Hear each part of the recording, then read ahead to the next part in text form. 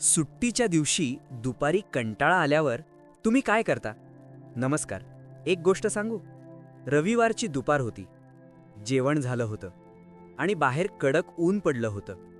मी हॉलमधल्या सोफ्यावर नुसता पडून होतो. टीव्ही बंद होता, फक्त पंख्याचा घर्र घर्र आवाज येत होता.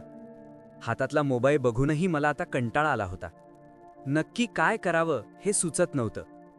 इतक्यात माझी नजर जमिनीवरच्या लादीकडे गेली.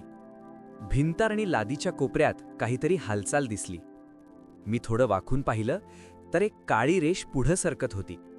नीट निरखून बघितल्यावर समजलं त्या बारीक काळ्या मुंग्या होत्या. मुंग्यांची ती रांग पाहून मी थक्क झालो. त्या एकामागे एक अगदी शिस्तीत चालल्या होत्या. कोणीही रांग मोडत नव्हतं, गडबड करत नव्हतं. मी सोफ्यावरून खाली उतरलो आणि त्यांच्याजवळ जाऊन बसलो. आता मला त्यांचं ते छोटं जग स्पष्ट दिसत होतं. एका मुंगीनं बिस्किटाचा छोटासा तुकडा उचलला होता.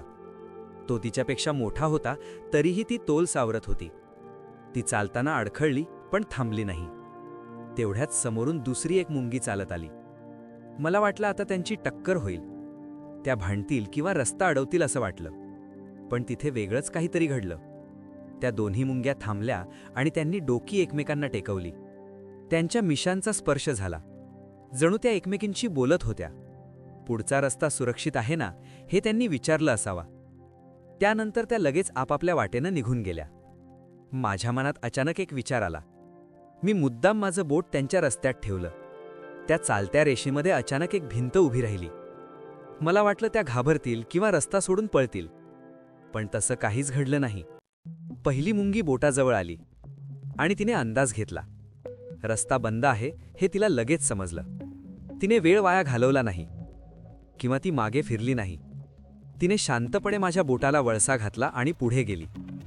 तिच्या मागच्या मुंग्यांनी सुद्धा तोच मार्ग स्वीकारला. त्यांची रेष तशीच अखंड राहिली, फक्त आकार बदलला.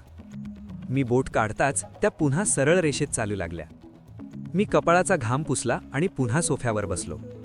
पण माझा कंटाळा गेला होता. त्या छोट्या जीवानं मला एक मोठी गोष्ट शिकवली होती. रस्ता बंद झाला तर थांबायचं नसतं, फक्त रस्ता बदलायचा असतो. मी छताकडे बघत राहिलो. आता माझे मन शांत होते. तुमचा रस्ता अडला तर तुम्ही काय निवडाल? थांबणं की नवीन वाट शोधणं? सांगाल हा मला कमेंट करून.